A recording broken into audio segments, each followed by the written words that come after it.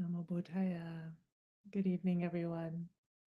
Uh, Welcome to our Tuesday evening meditation and Dhamma reflection program. And this evening, we are going to be reflecting together on the qualities of the Buddha. This is in honor of Vesak month, the month that when we commemorate the three great events in the life of the Buddha, his birth, awakening, and passing away into Nibbana. And I'm going to put something on the screen that I'd like us to chant together. Many of you may know this already. It's something that many traditional Buddhists will know from their childhood and chant every day. But in case you don't, I'm going to put all the words on the screen and we'll chant this together.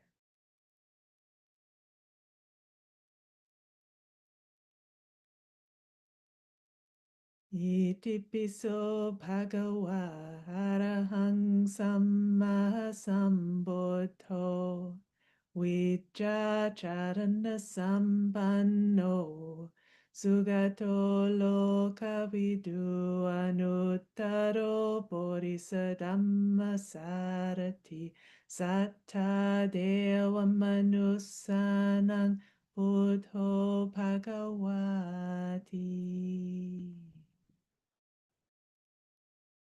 So what does that mean? In brief, it means the Blessed One is indeed worthy, fully awakened, consummate in knowledge and conduct, well gone, the knower of the worlds, unexalt trainer of those to be tamed, teacher of gods and humans, awakened and blessed. So, I want to also share with you from a sutta here. Screen.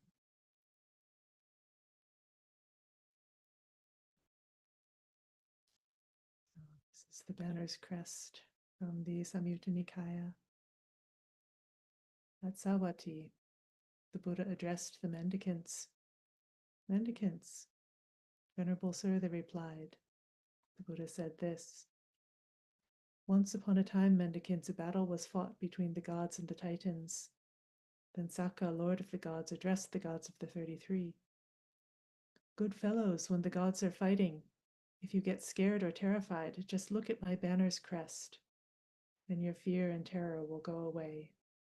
So they're holding up the banner, letting know, that the fight is going on, and there's something to look to have confidence. If you can't see my banner's crest, then look at the banner's crest of the other gods, Progenitor, Varuna, Isana. Then your fear and terror will go away, Sakka says. But the Buddha says, however, when they look up at those banners' crests, their fear and terror might go away, or it might not. Why is that? Because Sakka is not free of greed, hate, and delusion. He is fearful, scared, nervous, quick to flee. But mendicants, I say this: if you've gone to a wilderness, or to the root of a tree, or to an empty hut, and you get scared or terrified, just recollect me.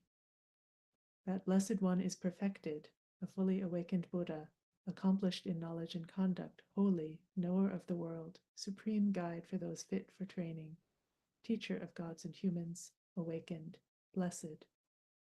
Then your fear and terror will go away. And then, if you can't recollect me, then recollect the teaching or recollect the Sangha. These are also very frequently taught, very frequently chanted, memorized from childhood for those who have grown up in a Theravada Buddhist culture. And we'll be talking about these ones, the Dhamma, the teaching, and the Sangha in the next couple weeks. But today I want to focus especially on this one. And this is, this is from the suttas, and this is literally the words that we just chanted. Here we go. Itipiso bhagava arahang samma sambuddho vicca charana sampano sugato lokavidu anuttaro bodhisattva sarati satta deva manusanang buddho bhagavati.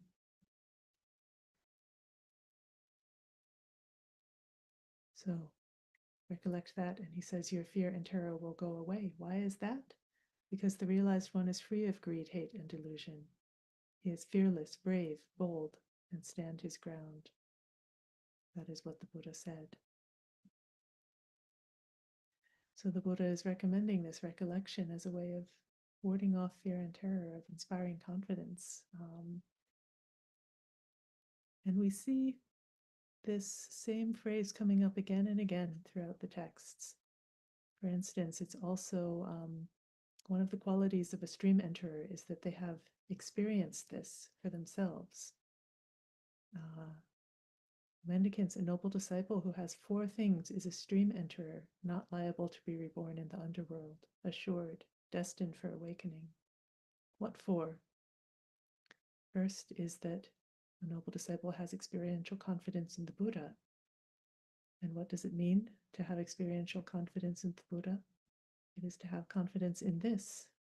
Itipiso bhagava arahang samma sambuddho vicca charana sampano sugato lokavidu anuttaro bodhisattva sarati satta deva manusanang buddho bhagavati. So this is part of the definition of stream entry, is having realized and being able to see and live and know this for yourself, that this is so. Similarly for the Dhamma, similarly for the Sangha, and also to have the ethical conduct, the sila, loved by the noble ones, leading to concentration. So just to show you, this is something that does come from these original texts, and I want to consider it today. It can be something that's just sort of memorized, like a, I don't know, like a charm to ward off danger, something. Where it, Suvichana told a story one time of how she had, in her early days as a Buddhist, she had not yet become a bhikkhuni, but she was a practicing Buddhist, and she drove to the airport one time and dropped somebody off and was, having to circle around and around the airport in the, and those are very confusing driving situations, right? For anyone who has ever driven to an airport, and she got sort of put into a wrong lane and was suddenly on the highway when she wasn't expecting it, and was in a very sort of stressful driving situation, and actually was like, having a close call with another vehicle, and she said, it came to her automatically. Itipiso bhagava arahang samma sambuddho. And she said she was so glad that that was what came to her mind at that time. She wasn't just like swearing, because earlier in her life it might have been that. But she, that was what came up for her, and she was so pleased about that. And we, people make the practice that they'll chant this 108 times, something like that, or it's something that we chant while circumambulating a stupa, or I think if any of you come to our Vesak celebration on May 16th, we'll probably circumambulate something while chanting this. It's a very classical thing to do. But how often do we really reflect on what these qualities are, what they mean, and why this would be something that would be so inspiring to faith? So this is the sort of classical description of Buddhanussati, the recollection of the Buddha. And this is one of the 4 protective meditations. It is a practice that it inspires faith, right? It gives confidence, it gives conviction, to know that there is this Buddha who has realized this thing, and it is something we can follow. This is one of the refuges, right? Buddha is a refuge, it's a place of safety for us. When we go for refuge, we go for refuge in this Buddha, the one with these qualities. So our meditation today is going to be Buddhanussati, reflection on these qualities.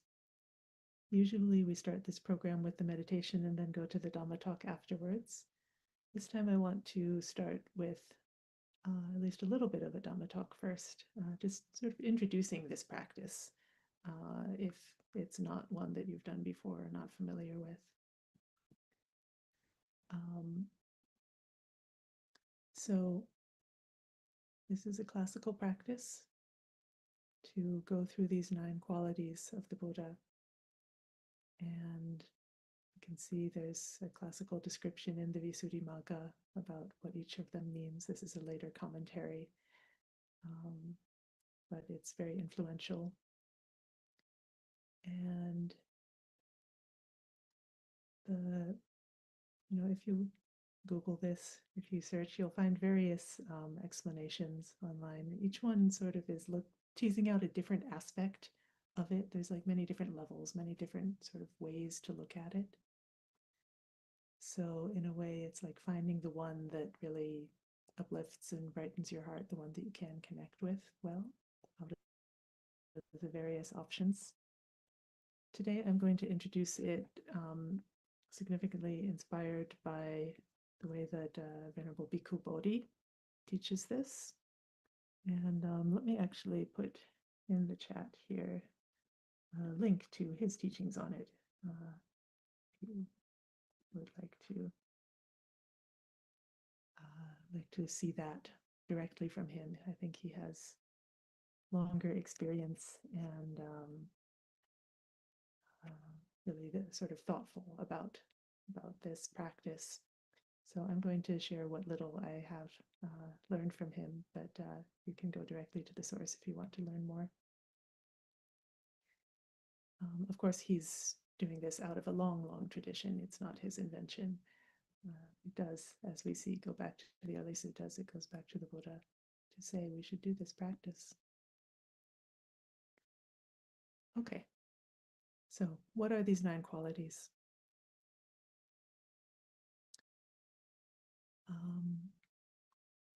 So Itipiso Bhagawa means indeed the Blessed One is. It's like introducing the sentence. And then the 9 qualities are the next things that come. So Arahang, Itipiso Bhagawa, Arahang. So Arahang is the same word as Arahant, Arhat, which is, it's the word used for one who is fully awakened. But the root of it means worthy, deserving. And so the Buddha is the worthy one. And so in what way is he worthy? He is worthy of veneration, respect, offerings, and praise. But just to know that he's worthy, maybe that doesn't sort of bring up the sense of like, oh yes, I want to give to him because somebody tells me he's worthy. You have to sort of understand for yourself, why? Why is he worthy? Why would someone give him veneration, respect, offerings, and praise? What makes him worthy is that he is fully purified. He has permanently eliminated all the defilements. So he has permanently eliminated greed and hatred and delusion in his mind, and all the more subtle defilements that sprout from that, any sort of unwholesome mind state that you could imagine. He has eliminated that permanently. He is fully purified. And we can imagine, what is a mind like that? Well, can we even imagine? Can we have any sense of what that is? And if so, if we have seen that in ourselves, even sort of temporarily. Those who have meditated for a while usually will have opportunities when these hindrances, these defilements, are at least somewhat suppressed, a little bit, you know, not so strongly there in the mind, and we'll have had a sense of like how much ease there is when they are suppressed, when they are faded at least a little bit. What a relief, and what a wonderful, beautiful quality of mind. And to think of if that could be someone's mind completely, all the time, we can honor that, right? That would be a worthy one who had accomplished that. So this mind is fully purified from all defilements and liberated from all of the fetters that tie him to the cycle of birth and death. Buddha is free. So that's why he's worthy. And if we really understand that, to think of like worthiness, we tend to be cynical sometimes, say, oh, they can't really be that great. Even if somebody else thinks they're worthy, I need to be convinced. But what if you really were convinced? If you really could feel that sense of worthiness, of that reverence, that veneration, and wanting to bow down. This is a quality of the Buddha, that he inspires that legitimately through his purification, through his liberation. Okay. Second quality, Samma Sambuddho. So this means Samma is like complete, perfect, full, is completely, perfectly, fully awakened. So this is, Arahant is the term used for any fully awakened one in the Buddha's teaching. Samma Sambuddho is only used for a Buddha who is like our Buddha, fully, completely awakened by himself. Part of this aspect is that he didn't have another teacher who led him to this full awakening, that he found the way himself, which is a very difficult thing to do. So that's worthy of honor. But it's more than that, because it means he achieved certain knowledges that, again, not every fully awakened one would. The way Bhikkhu Bodhi described it is, he says, the Buddha achieved knowledge of all Dhammas, all the spiritual principles of the universe. He eliminated all obstructions to cognition. So that means that whatever he applies the mind to, he can know that. It doesn't mean that he knows everything every moment. It doesn't mean that he knows the whole future, or can explain, that he could like program Zoom or whatever. He didn't know about all of this technology and so forth that was going to happen in the future, because it wasn't really worth applying his mind to. But whatever he applies the mind to, there's no obstruction to him knowing about it. And whatever relates to defilements of the mind, to the bondage of the mind, whatever relates to liberation of the mind, he knows that. He understands the principles behind that and can explain it. So this is why he is fully awakened, because he hasn't just found the way for himself. He sort of understands the entirety of the system, and is able to see that clearly, know that clearly, without obstruction. Samma Sambuddho. Okay, next one. Vijja Charana Sampano. Means he is endowed with good conduct and clear knowledge. So good conduct means he has no faults in body or speech. So he moves in a mindful way, in a gentle and considered way in terms of his bodily actions. He speaks in a mindful way, in an honest, true way, in a way that is kind and aimed at benefit, and spoken at the right time.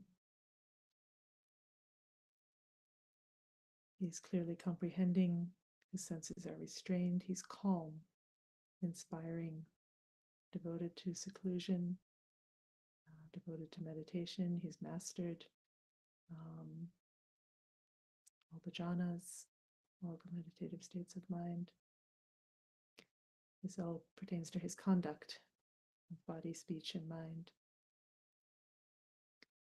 And he has clear knowledge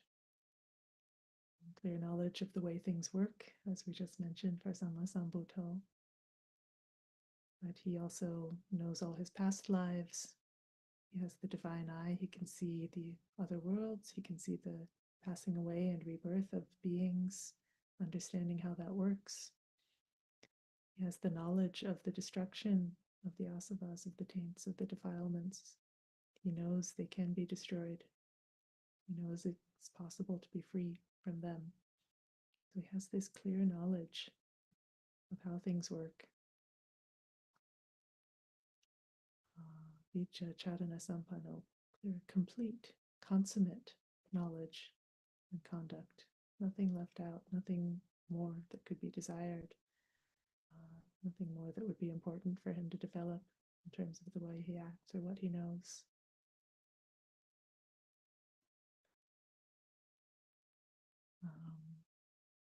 Sugato, next one. It means literally well gone. Su is good. Gato is gone. So he's gone to the ultimate good. That is Nibbana, the bliss of Nibbana. And he has traveled the good path, the Noble Eightfold Path.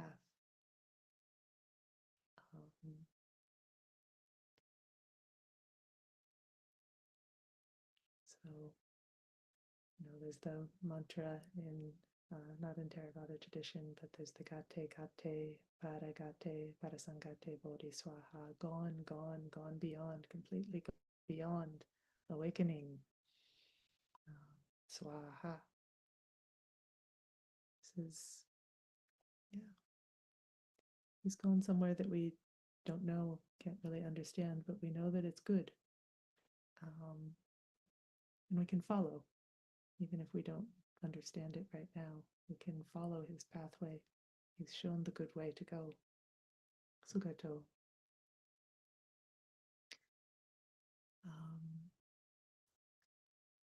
So this is all, Bhikkhu Bodhi pointed out, these first four are all related to sort of his internal state, his own inward achievements, but then he's also able to sort of share this with the world openly. And so the next ones are related to his relationship to the world. Lokavidu, knower of the world. So this is usually described, he knows the cosmos. He knows all the different realms. He knows all the different kinds of beings. He understands, there are hell realms, and there are animal realms, and there are human realms, and there are God realms, and he understands all of them. He knows those worlds. And he's a knower of this world. He can look around the world and see the minds of the beings. He can see their potentials. He can see who's ready to awaken or not. He can understand how to bring them to awakening. So he knows the world. He also, of course, knows the world of his own senses and is without any defilement or craving or attachment there. He knows all of this. Anuttaro Bodhisattva Sarati, unsurpassed trainer of people to be trained or tamed. So based on this knowledge of the world, based on his own complete awakening, he is able to share that with others. He can know their different inclinations of all the different people, and he can teach them. He can train them if they want to be trained. Not everyone does. There are some who are not, not interested. But anyone who's ready, suitable to be trained, he can figure out what is the right way for them and the way is best suited to them. Even difficult people, he can reach them sometimes, somehow. There are stories of those who came to him angry, wanting to debate, wanting to argue. And at least in some cases, he was able to sort of really, understand them, understand where they were coming from, and be able to respond in a way that allowed them to tame that quality within themselves, to come to calm and wisdom. And so he had this quality of being able to tame even some of the wild ones.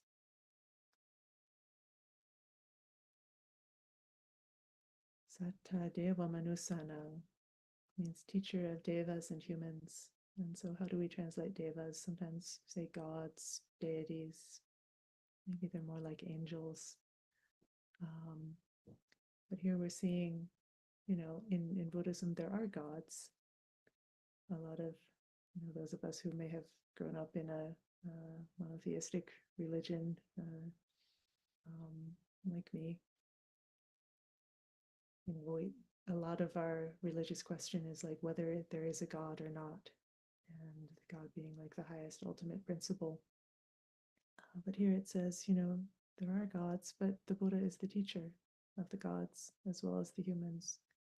The Buddha has understood something that even the gods, even the highest beings, have not understood. And we see in the suttas, there's stories of Saka, king of the gods, goes to the Buddha, and Brahma, the great father, the creator god, or supposed creator god, also goes to the Buddha with questions, with requests. Often in the night, after the Buddha has been teaching the humans all day, then the deities, the devas, will come to him in the night, and we'll have a whole sort of session with them. So part of his daily schedule is that the deities would come speak to him in the nighttime. And so he could always, could always help. He could point out what was helpful and what not for any of these deities, any of these humans who came to him sincerely wishing to know. Could help them. And so we can think of our own minds, our own commitment to train, our own wish to learn. And maybe the Buddha is not here in front of us right now, but still to know that there could be such a being who could know our mind, who could direct us correctly. There's inspiration in that, to even imagine what such a being would be. So these two go together a little bit, the trainer of those ready to be trained, and the teacher of gods and humans. Buddho, the awakened one, the enlightened one. So what's the difference here between this and Samma Sambuddho? Well, I think a number of these, there's some overlap between them. But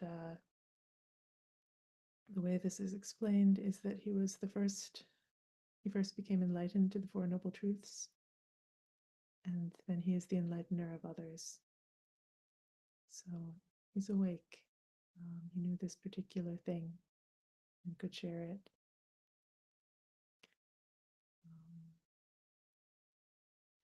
Bhagawa, often translated as the Blessed One. Bhikkhu Bodhi said, maybe that's not quite right, because that implies that maybe somebody else blessed him, and that's not the case. So another way to translate it would be the Fortunate One. He possesses the factors of good fortune. Commentary says this is because of his completed practice of the paramis. The story goes that for eons before his awakening, he was dedicated to this practice of perfecting the paramis, which are qualities of generosity, virtue, renunciation, wisdom, energy, patience, resolution, truth, metta, kindness, and upekkha, equanimity. So these 10 he fully perfected over eons. And all of these are qualities that bring blessings to your own life. But also the Buddha then becomes a source of blessings for the world.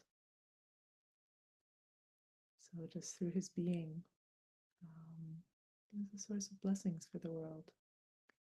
And the way that this Buddhanussati, recollection of the Buddha meditation, works is that when we attune our minds to the sort of ongoing current of blessings that the Buddha started, put into place, we attune our minds to that by calling to mind the qualities of the Buddha. And through that attunement, we can receive those blessings. Right? Everything that he set in motion, we can receive his loving kindness, his compassion, his teachings, his ongoing, the echoes in the world of his existence, even so long ago. We can feel that today when we bring our minds aligned with it through a practice like this. So, these are the qualities, at least one description of them. And so, with that, we can then meditate on them. We can try this practice out for ourselves. And then at the end, we'll have a little time for questions. So, again, relying on Bhikkhu Bodhi here, he gives a method for this. He says you start with reflecting on all 9, going through them, sort of revolving them in your mind, sort of going one after another, seeing their different aspects, seeing their different qualities, effects on the mind, and then gradually become simpler. So choose just 3 and go through it again, revolve those in your mind. And then make it a little simpler, choose just 1, whichever one is most resonant, most inspiring to you, meaningful to you. And go to the simplicity of that, just sort of resting in that inspiration of that particular quality of the Buddha. So we'll go through this, and I invite you to start by establishing your meditation posture, if you haven't already.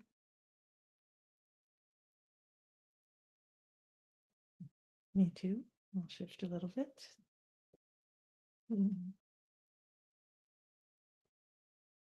All right, so establishing our posture, sitting in a way that's upright and balanced,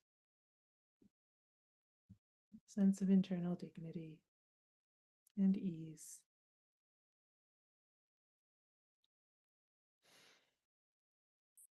Knowing the body as it is.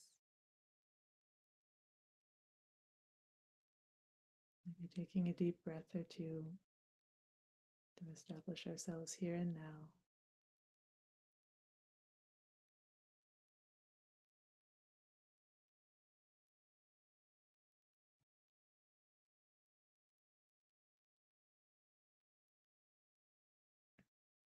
And then bringing to mind the image of the Buddha, as if he's sitting in front of you.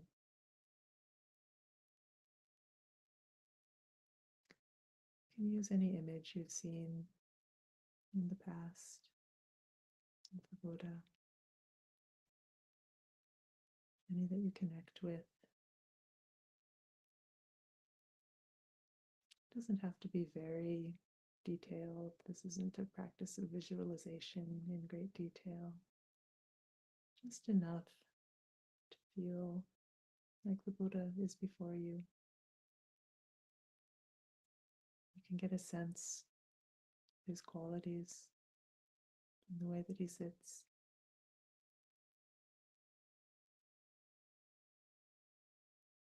And this image will be our sort of touchstone throughout the practice, going through quality by quality and seeing those qualities in the Buddha, in this image of the Buddha.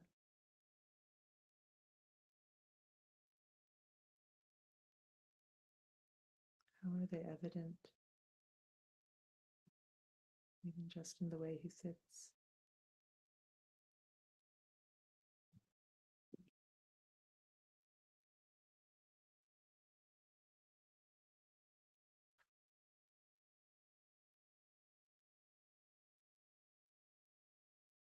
Bringing the qualities to mind. Araham, the worthy one. Worthy of respect, worthy of veneration, worthy of praise, worthy of offerings.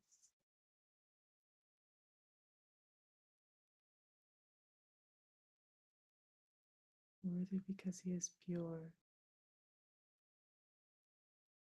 Has purified his mind of all defilements completely, totally, permanently.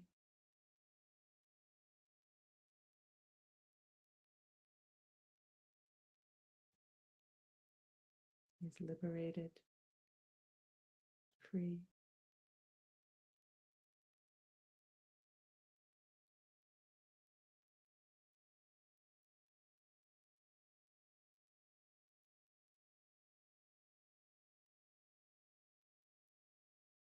Can we see this purity and freedom in him, in the image?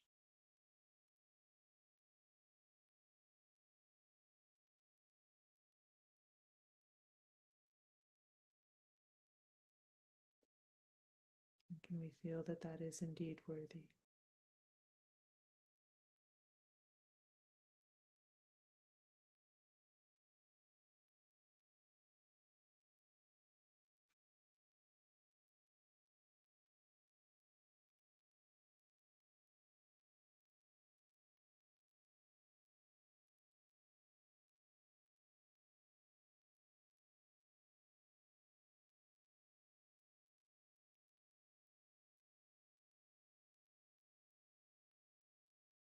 Dhamma Sambuddho, fully awake, fully awakened,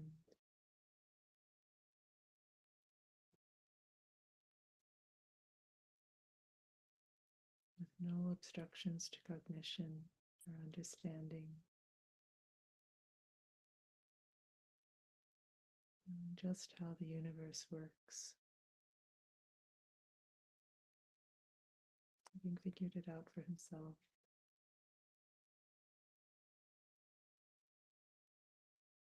Knowing truly how defilements come about, how bondage comes about, and how liberation comes about.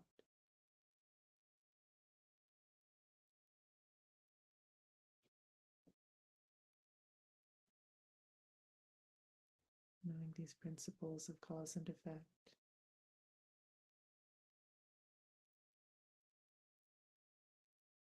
knowing the possibility of liberation, knowing the path that leads to that, fully awake to that path, fully awake to that liberation.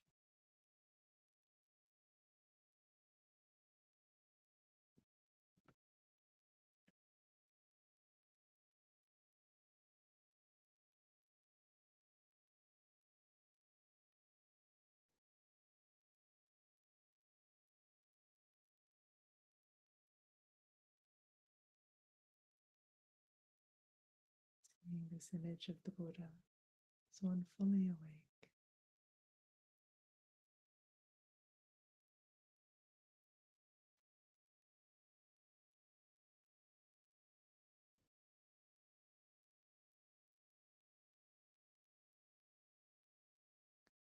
Sammasambuddho Vijja Charana Sampanno, endowed with good conduct and clear knowledge. And here, using the image, there is no fault in the way that he sits.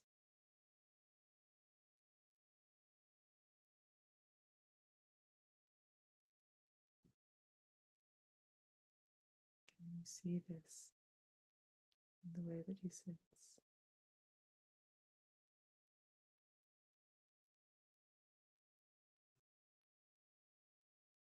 And having heard some suttas, we can understand there's no fault in the way that he speaks.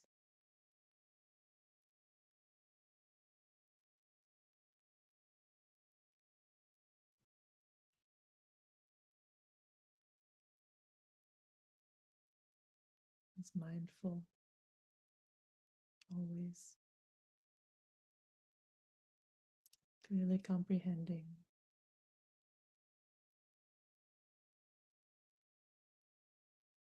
You can see his senses are restrained. He's calm, at ease, peaceful.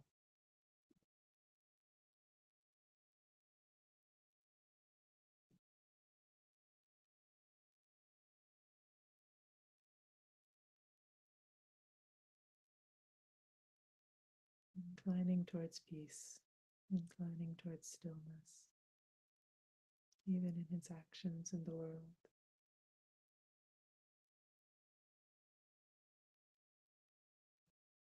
Demonstrating through his example.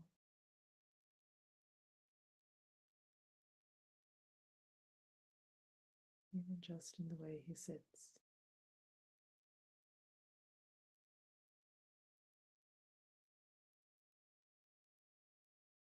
Consummate in conduct and in clear knowledge.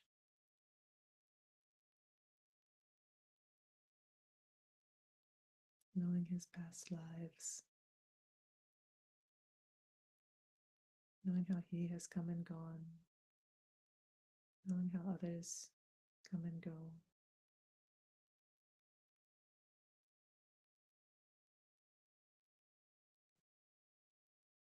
Knowing the destruction of the taints.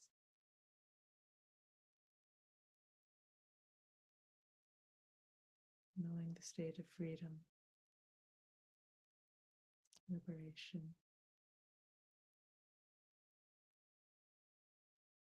He is consummate in conduct and knowledge.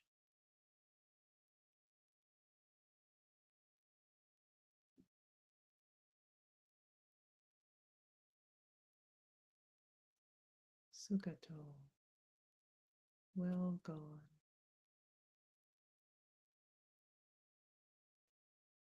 Gone to what is ultimately good. Gone to Nibbana.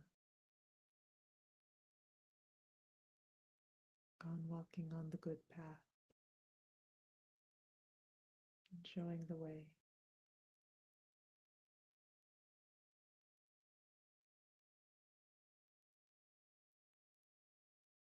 Gone beyond.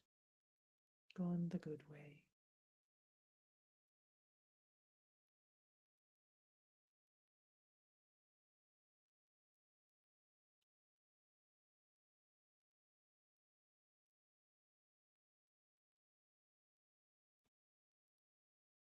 Lokavidu, the knower of the worlds.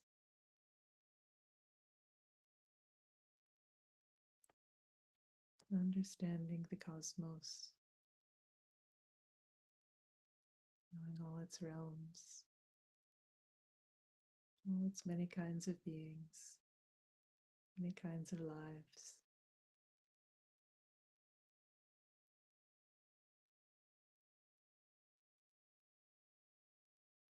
knowing their potentials,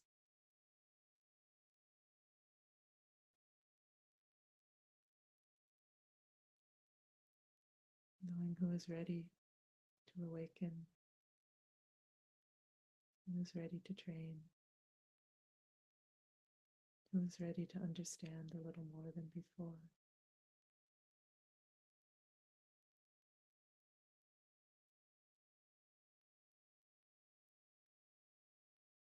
Knowing all the beings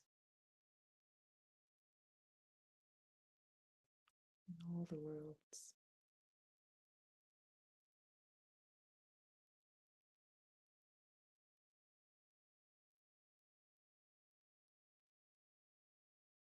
Anuttaro Purisa Dhamma Sarati, unsurpassed trainer of people to be trained, because he knows them, can teach them,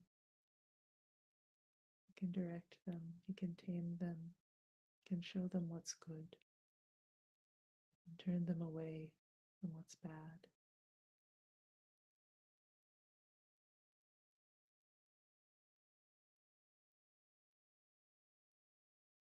He can point them in the direction of freedom.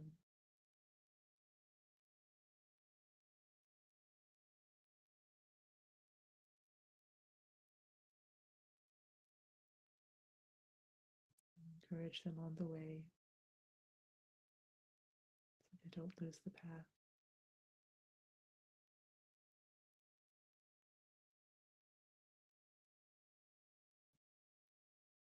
Taming them, training them.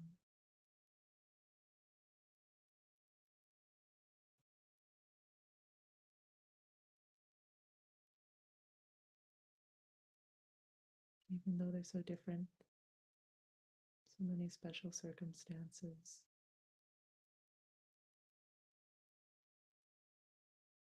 Individual difficulties, individual strengths. If they're ready to train, the Buddha can train them.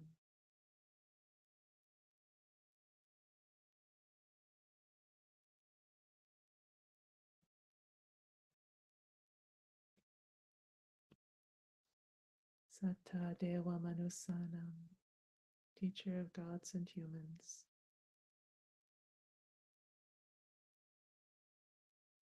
Even the Devas come to him to learn.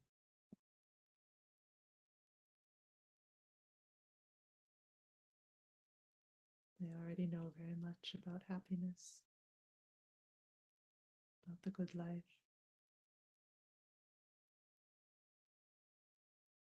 Still, they come to the Buddha to understand.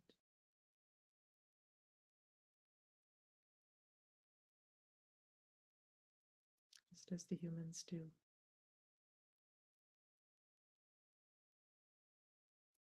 He'll teach all of them.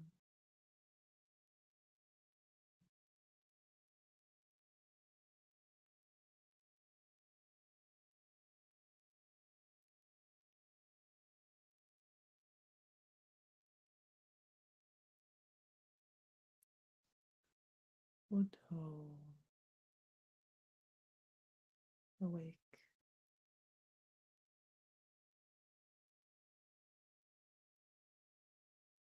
Awake to the truth.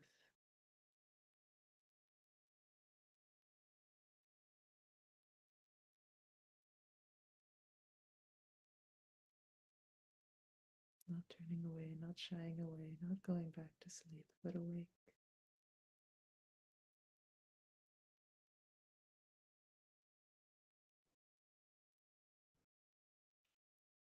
Awake to these four noble truths.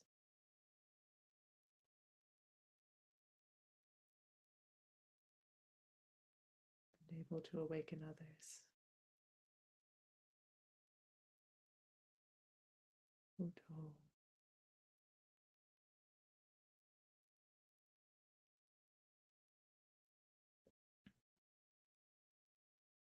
Bhagawa.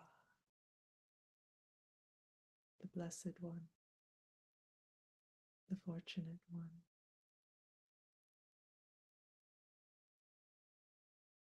The source of blessings for the world.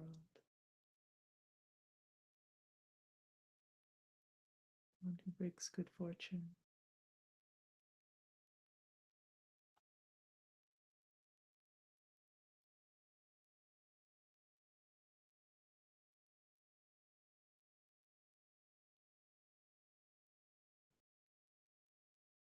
Made such a mark on the world that still today it ripples out.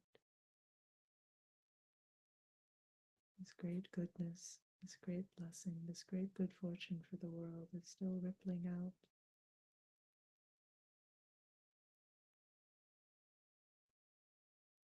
If we turn our minds to it, we can feel it. We can be carried along in these same ripples.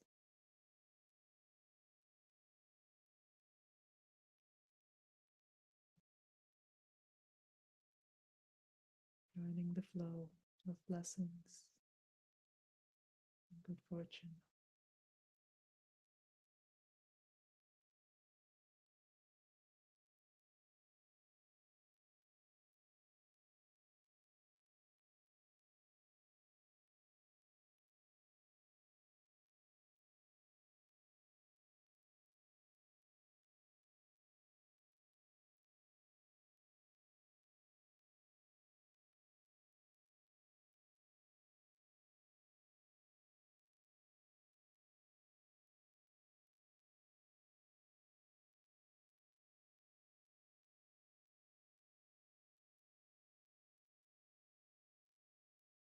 And we can turn these 9 over in our minds one more time. Go through the 9 again, more quickly. We're touching each. Touching in with each one as we revolve them through the mind.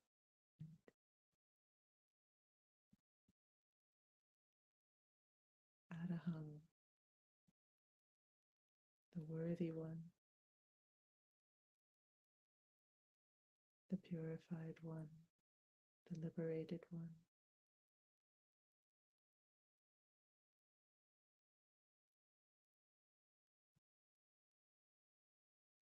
Samma Sambuddho,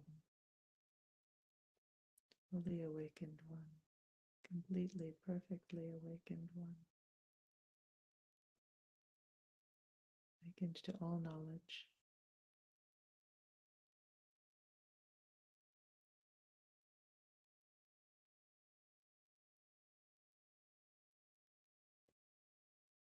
Vicha Charana Sampano, consummate in conduct and a clear knowledge. Without fault in his behavior of body, speech, or mind.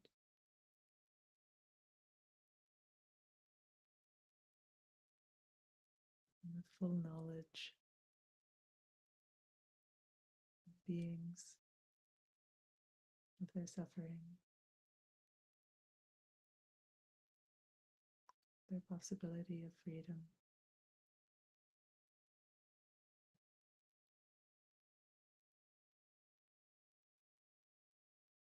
Sugato, well gone. Well gone, gone the good way, gone to the good.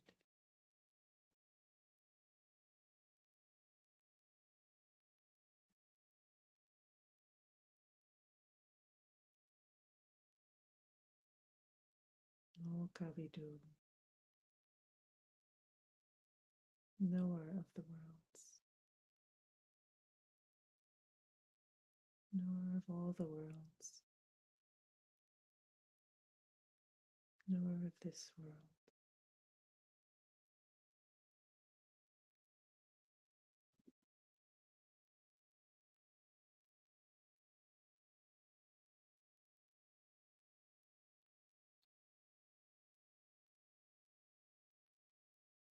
Anuttaro Bodhisadhamma Sarati, unsurpassed trainer of those ready to be trained.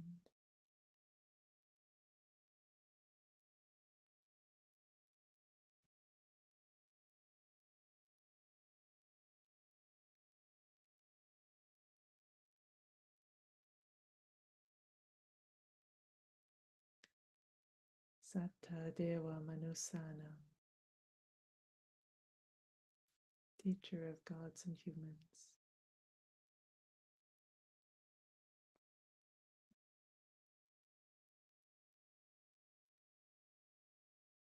Oto,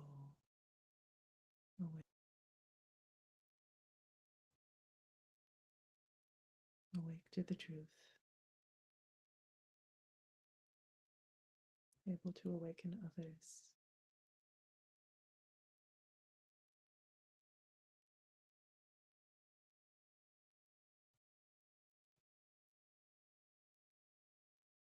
Bhagawa, the Blessed One, the Fortunate One, the source of blessings, the source of the greatest good fortune. His goodness echoing out across the millennia.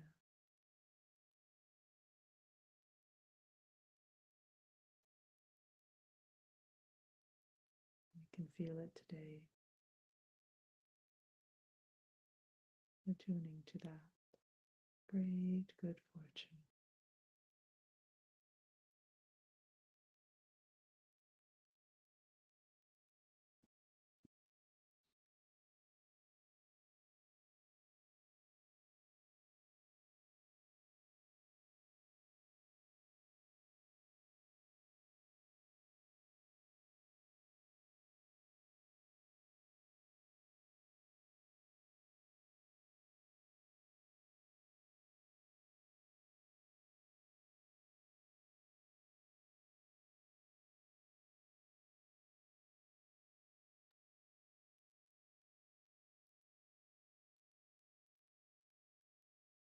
And you can choose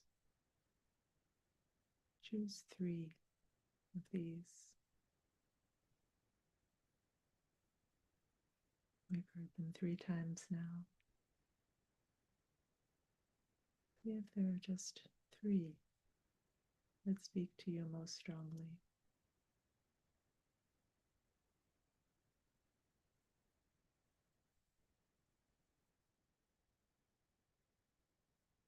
Bring them to mind, one by one.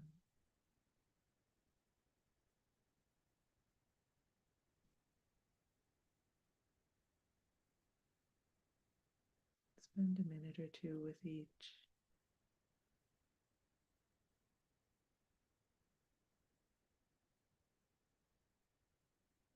The image of the Buddha, and seeing that quality in the Buddha.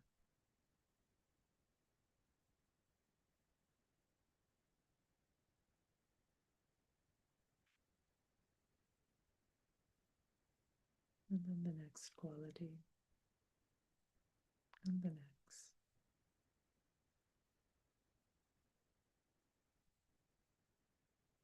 Revolving these in your mind, turning a jewel, seeing the different facets as each one catches the light.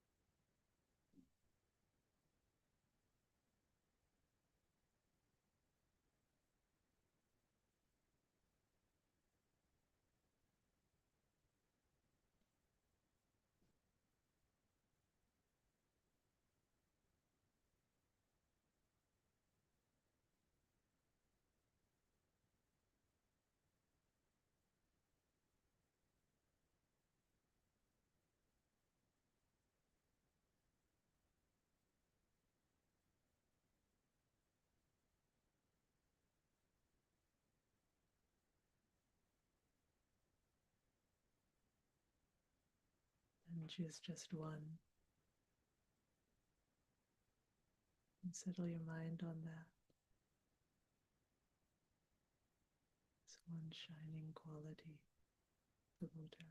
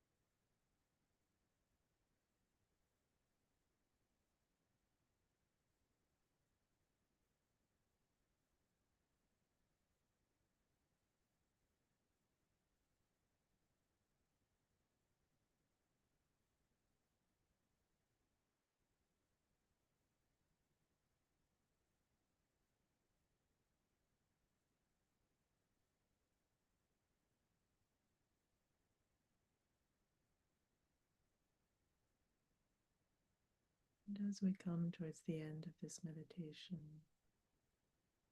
and just recognizing these qualities of the Buddha are always present, always available for our recollection, always visible. This is a refuge for us. is a banner that we can follow, and we can look up to. In the midst of anything at all, the banner is there.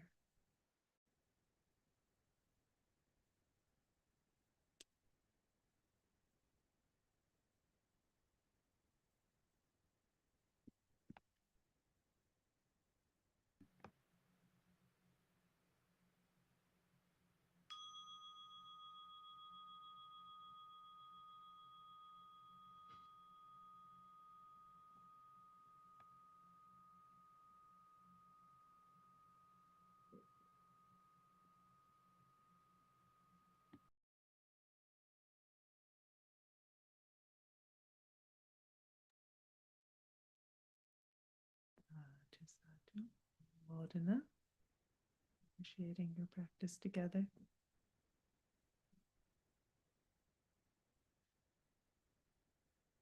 And welcoming any questions, any comments.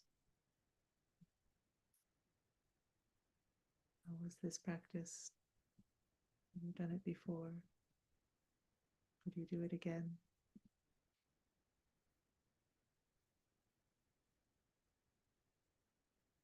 Anyone would like to share or ask?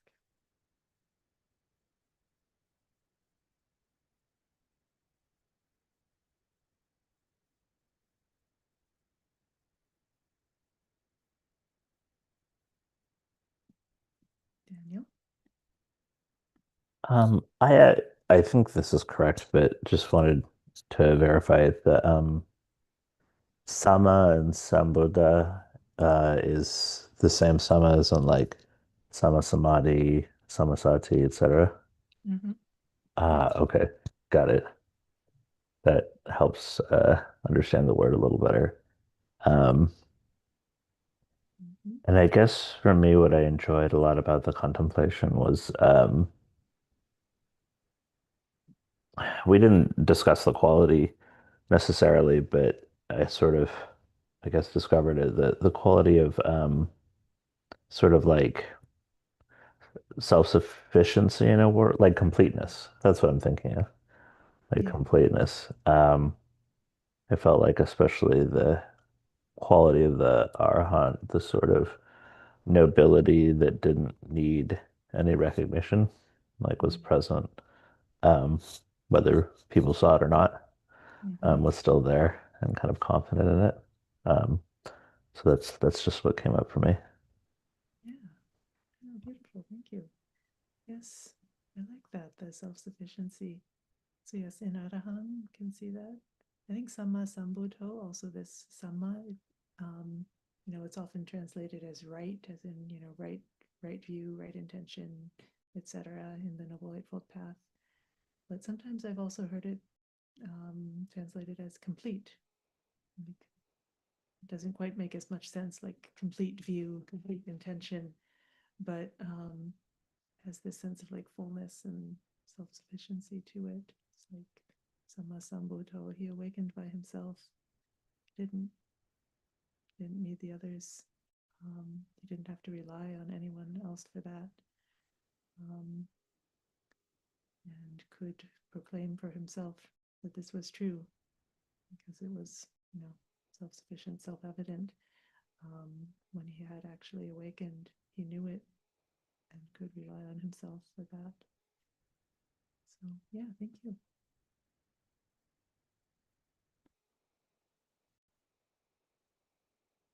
Anyone else?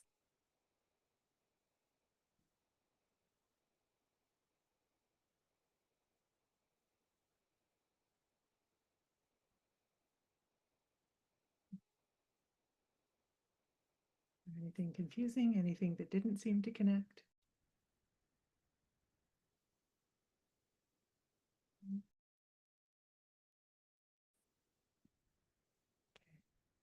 Message in the chat. I had a beautiful thought pass through as I was meditating. The imagery of Buddha conducting a symphony and ensuring each section of the symphony, mindfulness, purity, etc., is in harmony with each other to achieve a beautiful song of awakening. was helpful to me as I was avoiding distracting thoughts during the meditation. Yes, yes, that's a beautiful image. Thank you. Thank you for sharing that.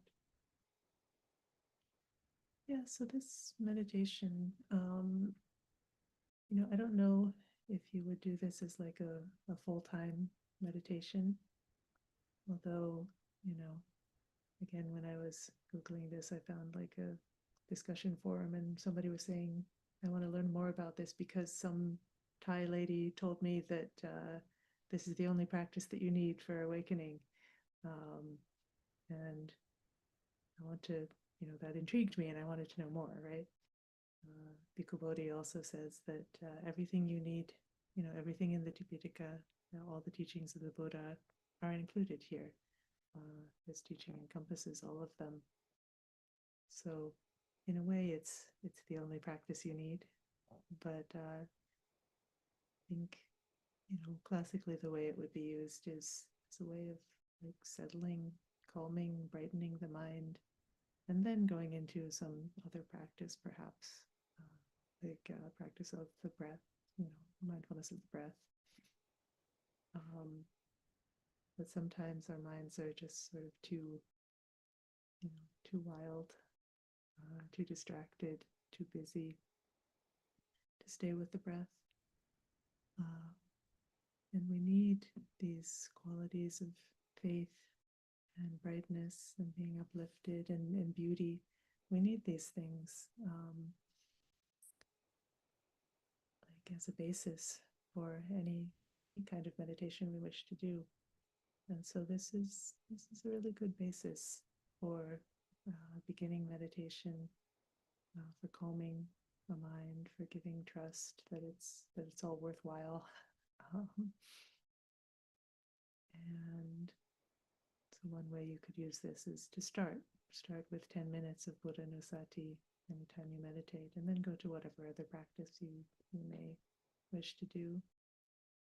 Or it could be a full practice. Again, really in meditation, the goal is just to come out of the hindrances, to come out of the unwholesome states of mind and become secluded from them.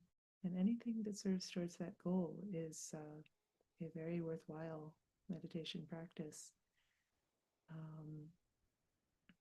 So for this, if your mind becomes well established and bright and calm and clear on the basis of this kind of contemplation, and if the hindrances fall away at that time, and if there's joy in the mind, this is really a basis for potentially for concentration.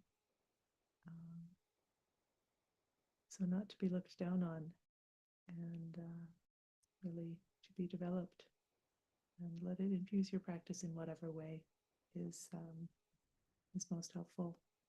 But have it at least as a tool in your toolbox. I think I would recommend. It's one I haven't myself developed that much, but that I do think I would like to develop more. That I think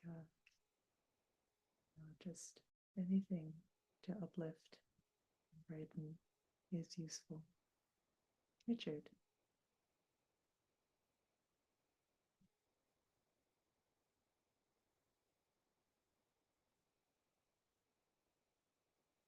Thank you.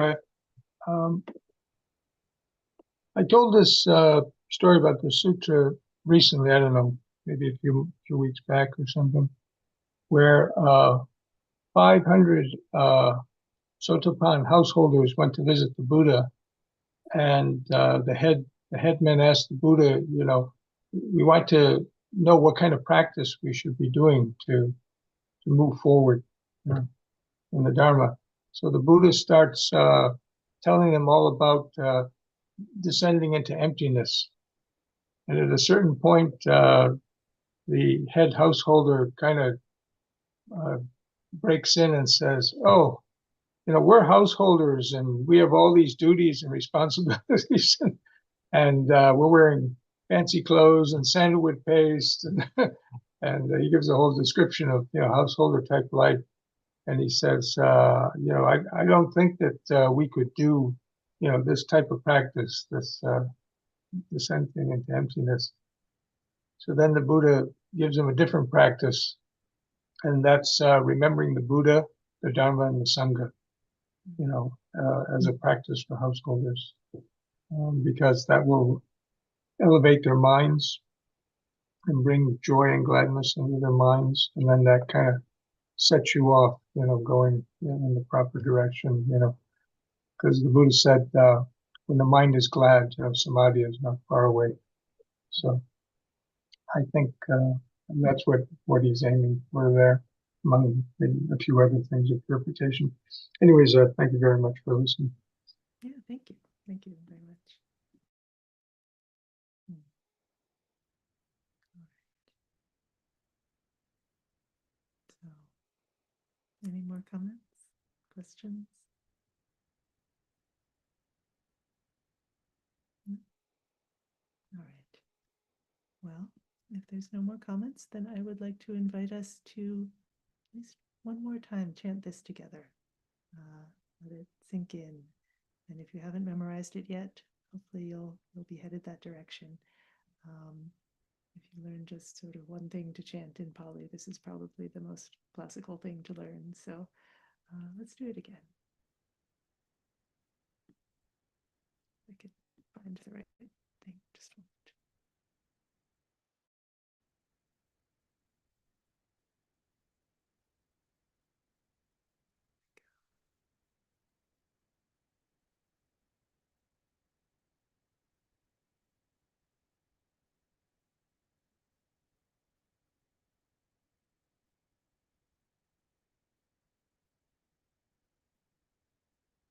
Iti piso bhagava arahang samma sambuddho Vijja charana sampanno sugato lokavidu anuttaro bodhisattva sarati satta deva manussanang buddho bhagavati Iti piso bhagava arahang samma sambuddho Vijja charana sampanno sugato lokavidu anuttaro bodhisattva sarati satta deva manussanang buddho bhagavati Iti piso bhagava arahang samma sambuddho Vijja charana sampanno sugato lokavidu anuttaro bodhisattva sarati satta deva manussanang buddho bhagavati. Sadhu, sadhu. All right. I think I'll leave you with that this evening. And next time we'll look at the next refuge of the Dhamma and then the Sangha as well. All of these we can reflect on. All of these are part of this banner, the crest of the banner that we can always look to, that are our space of safety. So we'll look at the next two next time. And for now, wishing you a good evening and very happy Vesak.